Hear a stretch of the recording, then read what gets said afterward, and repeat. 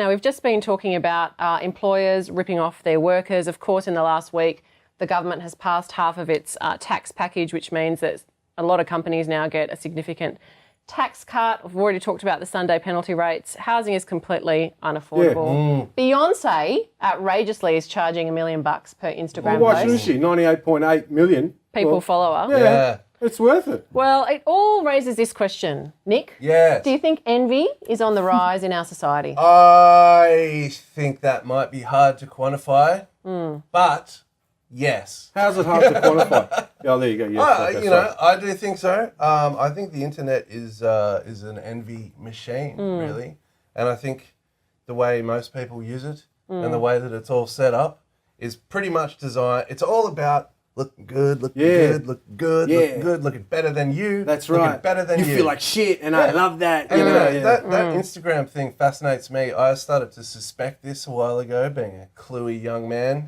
and handsome so too. cluey. You know, like I didn't know a lot of necessarily what the dollar figures put on this kind of behaviour is. $1 million is pretty hefty. For one tweet or one? Yeah, one Instagram post. One Instagram for one post. piece of Wow. explicit product placement, basically, is how it works. And you'll see this everywhere with these people who have ridiculous resumes. You know, they're like, you know, I'm a model, I'm a skydiver, and I'm also a doctor of marine biology.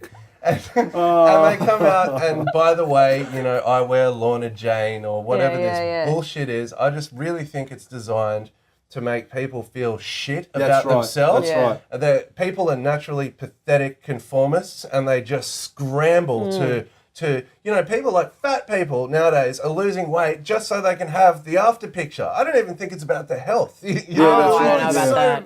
I'm telling you, it's insane. That's the driving force. I mean, to get them into gear to get fit in the first place and lose the weight. Yeah, people tell them, oh, you know, you have to look after your health. But you're right. The ego comes into it after a while. You know what I mean? Denise works in PR, right? Marketing, right? Basically, broader industry. So this is your field, right? Yep.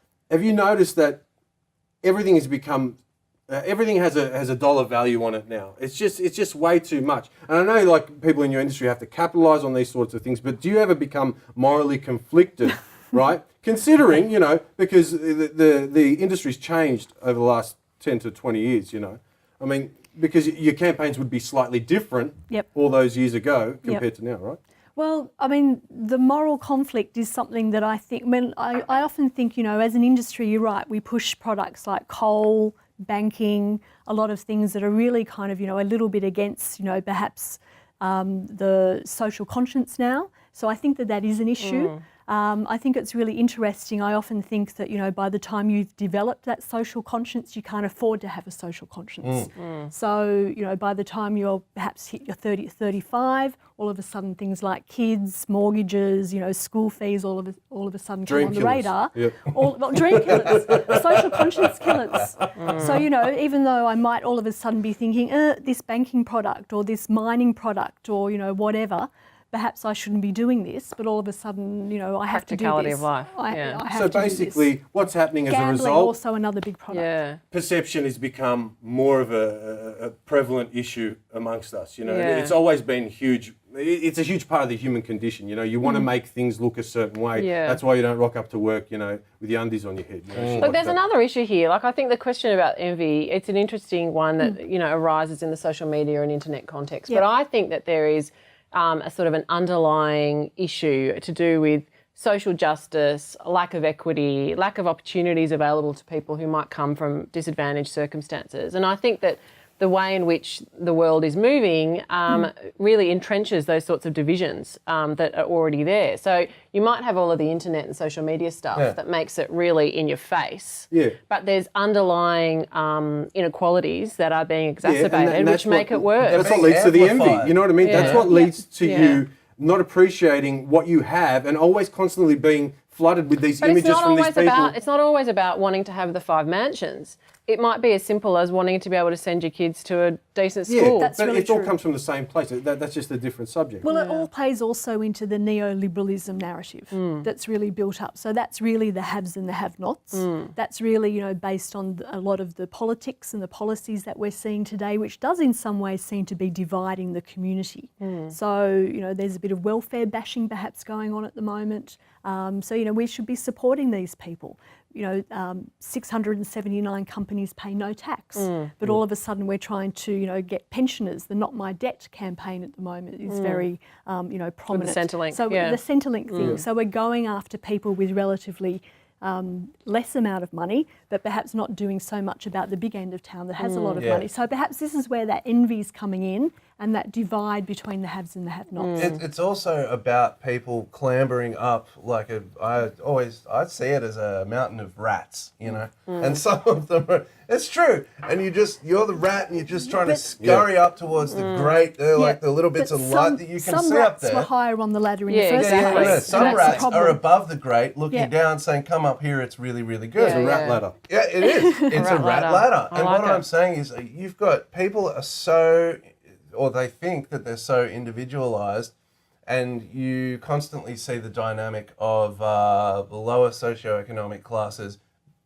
They hate the Aborigines, you know, or whatever. Like there's always kind of There's always someone to yeah, go yeah, down to. Someone to It's a bash. classic sort of thing. Yeah, and the trickle fact, down, the trickle fact down, of the matter trickle is that if you come from those circumstances, I don't think now that very many people think, okay, when I make it to the next level, I'm not going to forget where I came from and to try and improve conditions for those that are still stuck where I formerly was. They think, I'm fucking out of here. Well, Yeah. they actually That's think, right. no, they think if I could do it, why can't you do it? And it's a classic. Yeah, I but think that too. that's ego. That's ego driven. Yeah. You know, you've got to understand that just because you were able to do something, you were afforded particular opportunities, doesn't mean that other No, people. I agree with you, but that's you know. what some people think. Of course, that's what most of them do. If you get a great job and you land a sweet contract, you know, you don't think, you know what, I'm going to join the union and I'm going to mobilise like everybody in here. You think To get I got other people, mine? yes. too And I'm going bad. to give everyone a bonus. Yeah, you know, it doesn't happen. Maybe the solution is more community, you know, because at the moment, everyone is out for themselves, just trying to be what they can get, you know, the best cars, the best houses, the most number of investment properties they can at Mike possibly Baird. consume. Well, What happened there? are we now speaking more instead of the trickle down, the trickle up? yeah. So we pay, you know, we support people who are on welfare, thinking, you know, coming back to the last story, the last thing that we spoke about, you know, they'll go and spend in the shops, so it'll trickle up more. Evaporate. Evaporator. Yeah. The rats are rising.